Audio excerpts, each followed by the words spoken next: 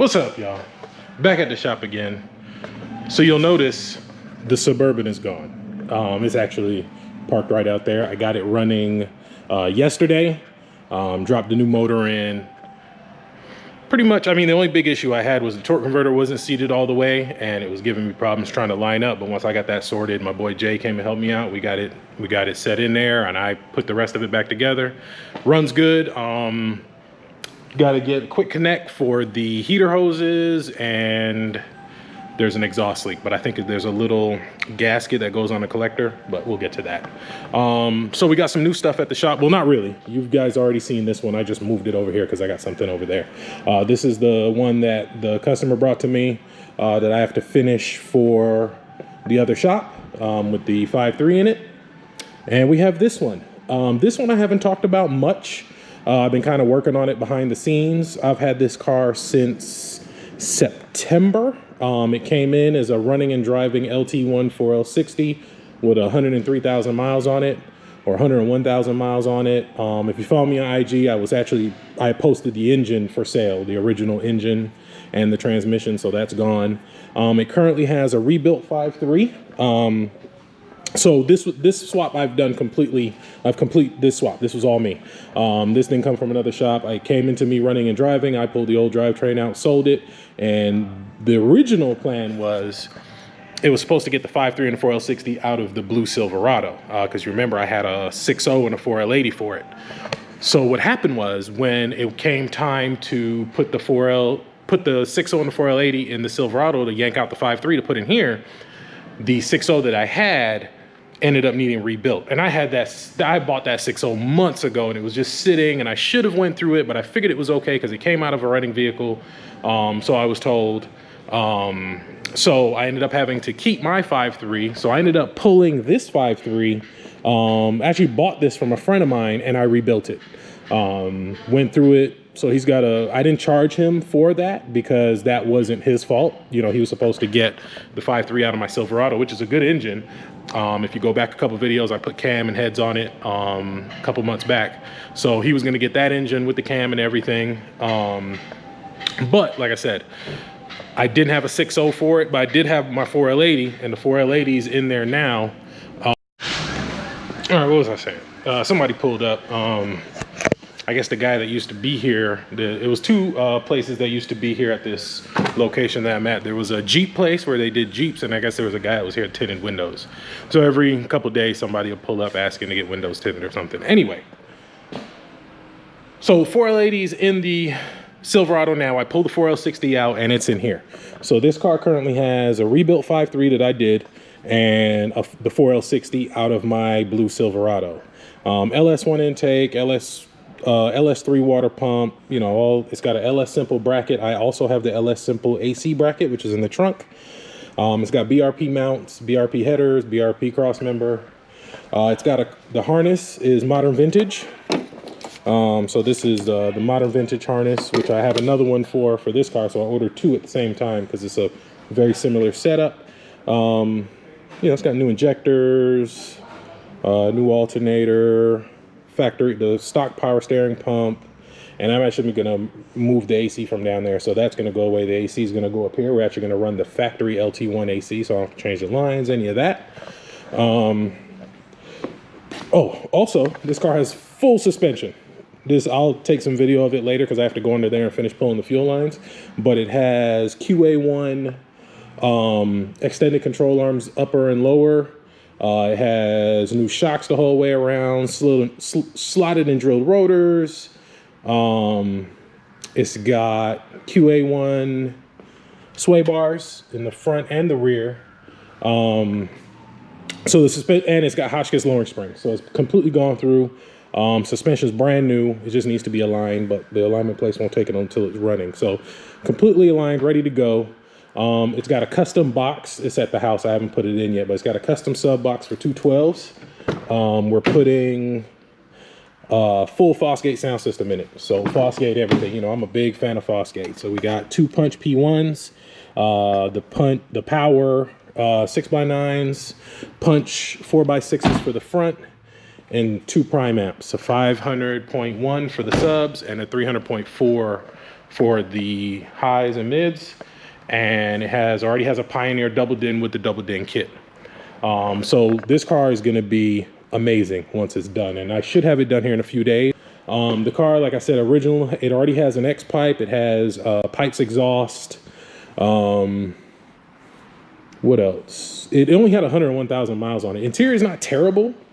I mean, it's a little worn, but I mean, that's like the most the seat has. I mean, that's way better than most that I've seen. Door panels in great shape. Everything works. The lower dash has a little crack on it, but I should be able to fix that. But it will be, like I said, running, driving, AC, exhaust, everything done. I'm going to try to finish it up probably by the end of the next week and try to get it done by the end of the month and out of here.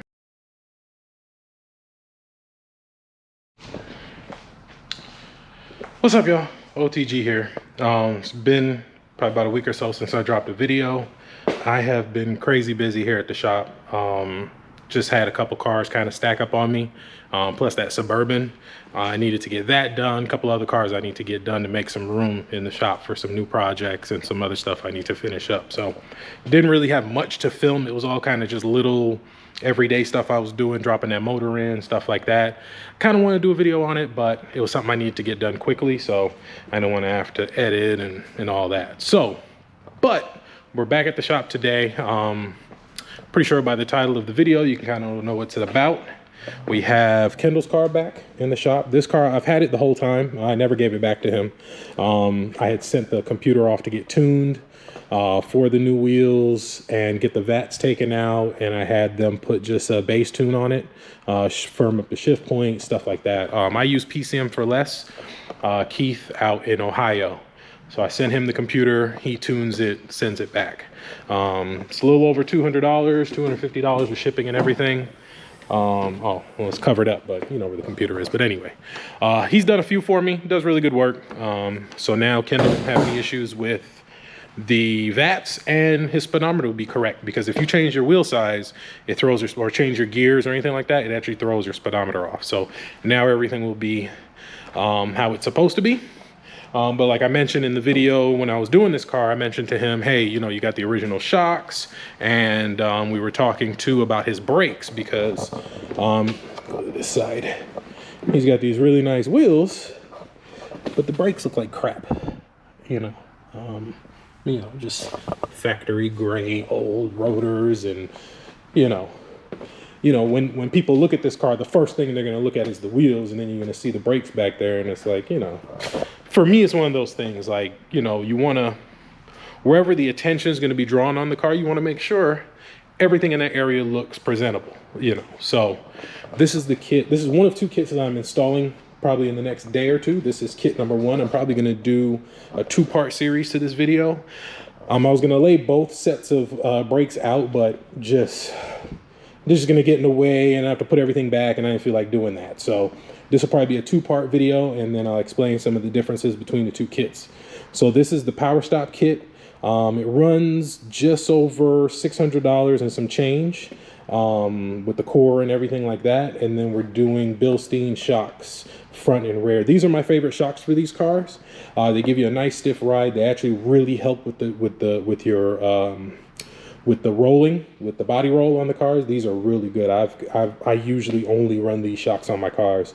I actually have these on my bag car, on my Impala in the rear. I don't have any front shocks, but they work great. I always use them. The Powerstop kit that we're using comes with brand new calipers, front and rear. You got your brake pads, front and rear, brand new drilled and slotted rotors, and like I mentioned to you guys before, steel braided lines. So this is probably one of the best upgrades you can do with these cars. It's cheap, it's easy, and it makes a huge difference in your stopping power. Those old rubber hoses that are on the car probably never been changed on most of them that I've come across. So I mean, it's 25-year-old rubber, and if you know anything about rubber, you know doesn't really hold up well over time. So what happens is when you over time, it becomes elastic. So when you press the brake, it gives just a little bit, but that little bit it gives takes away from your stopping power. When you put these new lines in here with the steel braided on them, it keeps them tight. So when you hit the brake, you get all the power.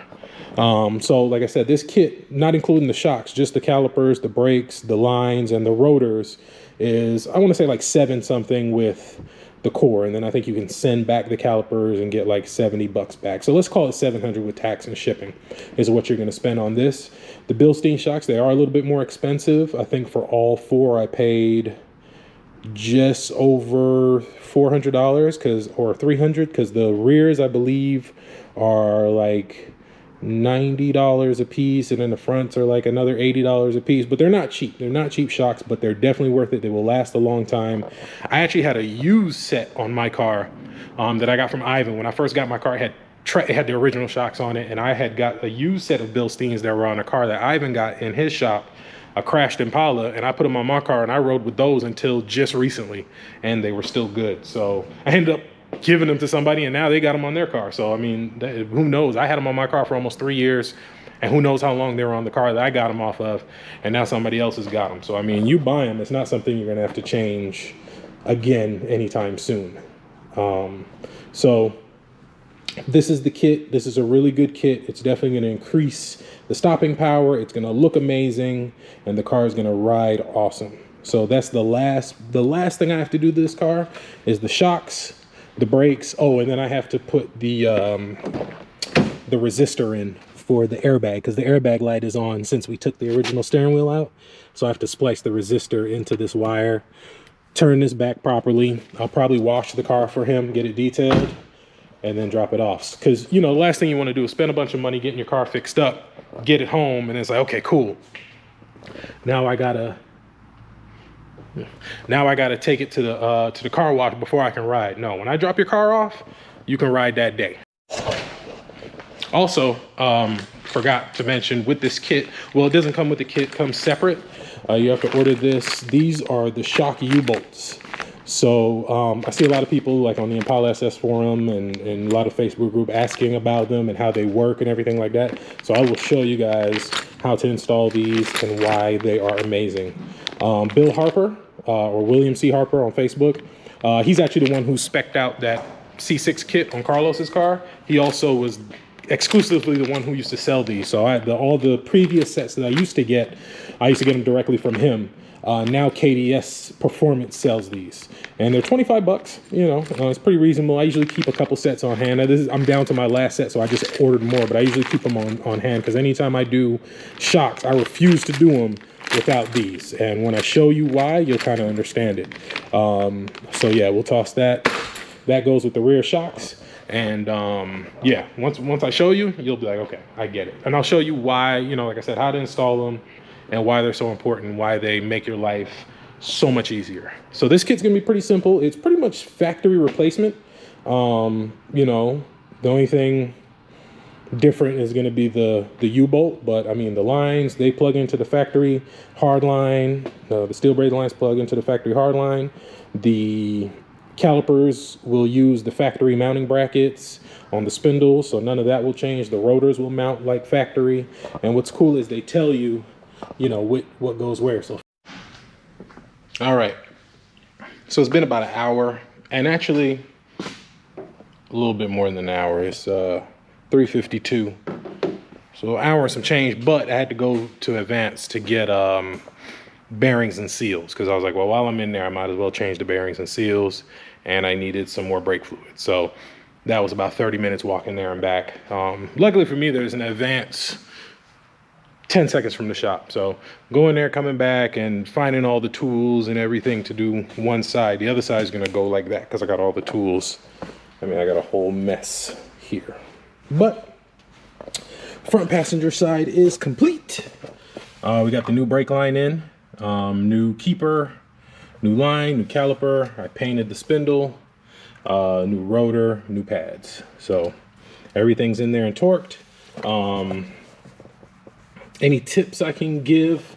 So when you're doing this brake line, set the brake line on the caliper first, and then connect it to the hard line, because you want to make sure you get the orientation right, because trying to do it there, then get the orientation, the line's going to be twisted, and it, you know, I did it and I realized I should connect it to the caliper first, which essentially was my plan, but I was like, well, let me get the line in and do that while I'm painting. It can dry and all that. But anyway, so for the next side, I know, put the line on the caliper first, then connect it to the hard line to the frame.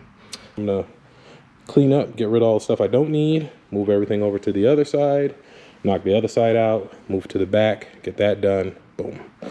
And then we'll be done, and we'll show you how it looks with the wheels on it and stuff like that. So I'm gonna go ahead and put my music back on. I tried to film me working, but it's hard because I like to listen to music and I can't play the music because of the copyright. And then, you know, I really just like to cut to when it's done. And I mentioned on when I posted in the groups, if there's something that you guys have issues with on these cars that you need help with, or you want to see how I do it and you want me to make a video on it, let me know, because I mean, I've got no shortage of cars here, and whatever it is you need done, I'm pretty certain either one of these cars needs it, or I have a customer who's contacted me about doing it and I can make a video on it so I can help you guys out. So help me help you. All right, so the front is done.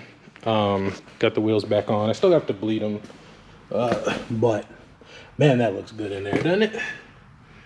So both fronts are done. Shocks are in, pads, rotors, all that stuff is in. So I told you guys that I would show you on the rear why these U-bolts are so awesome. So got the rear end jacked up, got both wheels off. Got the other wheel off here. Both shocks are disconnected at the bottom, so the rear end's kind of just hanging off the control arms. You gotta take the coil springs out, and I'll show you. Get down here. Oh, the light die. How did I know that was gonna happen? Hold on. All right, fresh light. So this is your shock. Spring is out the way, so the spring usually sits right here and up there. So as you can see, there's a 10mm nut. So if you put a wrench on that, it's just gonna spin and spin and spin and spin and spin. He'll never come loose. You have to reach up over the spring pocket. Oh shoot. Up over the spring pocket and put a 13mm wrench or socket on the top of that. And there's one there, that one's not too bad, but then there's one tucked way back here in the back. That's kind of a pain to get to. So I've done it so many times, it's really not that bad for me. But if you've never done it, it's gonna take you a while. You know, trying to hold the nut on top and unscrew the bottom. For me, it's pretty easy. I use power tools. You know, I just get it set on the nut on top and just hit it with the impact. Comes right off, usually. So I'm gonna get this off, and then I'll show you how the U-bolt goes in and why it's so awesome.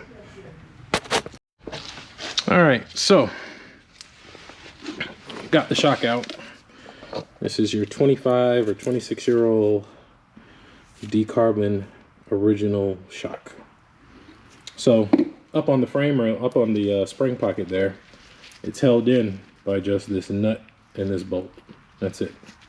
It would have made sense for GM just to weld the nut on there, and so you just screw it in, but they didn't. So you got this nut and bolt holding this thing in. Try to do this with one hand, but you got the nut and bolt holding it in. So you got to hold the nut on the top. I use a 1/4 inch to hold it on the top, and then I usually hit it with the mini impact and an extension, basically. So now, the way this works now with the U-bolt slips onto those two holes. So now what happens is, when you put it in the spring pocket, all you do is you push the shock up, and now it's sitting there like this, and you just got to hold the shock and screw. It's sitting there like this, and you just screw the nuts on. That's it. You don't have to hold the top anymore, because now you have this U-bolt type setup. So these nuts don't spin. These are just so you can set the depth to move it, you know, if you needed to move it down or whatever. So you could screw these like this, and it'll take less, you know, less threads to. I usually just leave them all the way down because you need more clearance at the top up here anyway. But yeah, So that's why these are awesome and why I refuse to do them without these. Because when you try to put this new shock in, you know, and now you got to hold the shock in place. You got to hold the shock in place, push this up, and hold this nut all at the same time trying to reinstall these. Man, it's a nightmare. So that's why the UBolt is the shit, and why you need them if you're doing rear shocks on these cars. And it's cool because now if I ever have to change these shocks, or anybody has to change these shocks, basically you just take a 13 millimeter and an extension and you just hit it and it'll come right off, and you don't have to hold anything on the top, and this will stay in place and the shock will just drop right out. So I'll install it, show you how it looks, and see what I'm talking about. All right, so UBolt sits into the two holes, the two existing shock holes like that. And then I could probably do this with one hand. Well, no, I need another hand. Screw it in, but basically, all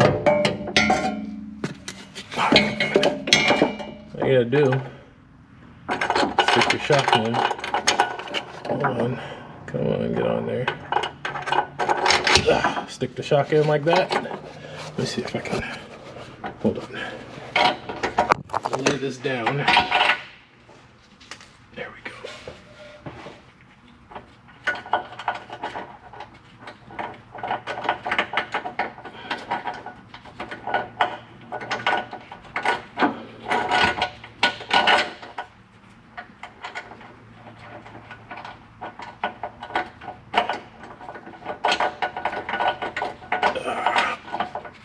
There we go. Okay. So I don't know how much of that you saw because I just laid the camera down, but I'll review it in the editing. But basically, yeah, so I just hand tighten the one nut up there, and then we'll hand tighten the one back here, and then we'll drive it on with the impact, and it's done. That's it. You don't have to hold anything at the top, and that's why the UBolts are the best. That's why I love them. So I'm gonna go ahead, now that I've showed you that, I promised I would, I can go ahead and finish, because now it's like probably like 6 something, because the wife came and brought me something to eat and brought the kids, and so I got distracted for a little while. So I'm gonna go ahead and get these shocks in, get these brakes done. All right, we are done. What time is it? I think it's like 9:30. Normally it doesn't take me this long, but I went out, I did stuff, wife came, I ate, and so I kind of took my time. But these are all the old parts. So everything that we replaced, all the old stuff is there. I had started painting the caliper bracket for the rear, and then I realized that the new calipers came with the bracket already red and powder coated, so that's why this is red and painted. But the old stuff didn't look bad. I mean, it was, you know, the rotor's still in good shape, calipers are good, shocks are terrible, so they're done, they're out of here. But all this stuff I may hold on to. Well, actually, I think I get a core for those. I might keep the rear rotors just to have, I don't know, we'll see. But I try to eliminate as much clutter around the shop as possible. Doesn't look like it, but I try. So it's all done, so I'll let you check it out. So this is the rear. Let me get a light. Where is the light? Damn it. Oh, just had one. Where's the light?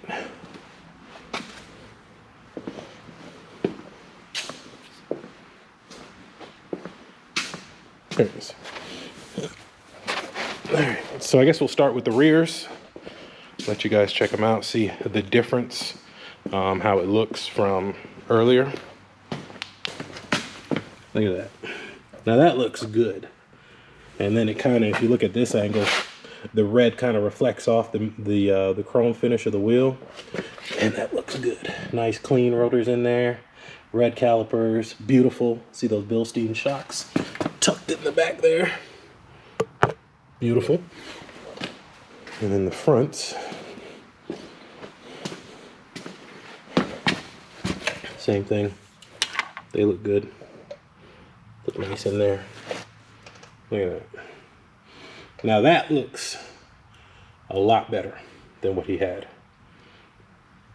We got steel braided lines, so the car will stop better. And I also put the resistor in for the airbag. Worked like a charm. Shout out my boy Pablo for that. Put the resistor in, so now the airbag light doesn't come on. Flashes a little bit, then it cuts off. So I'm going to go ahead and pull this outside. I'm gonna pull Kevin's car in here. I probably won't get a lot of work done on it. I'll probably just lay out all the parts so you guys can see them and kind of give you a little teaser. And I'll post this video.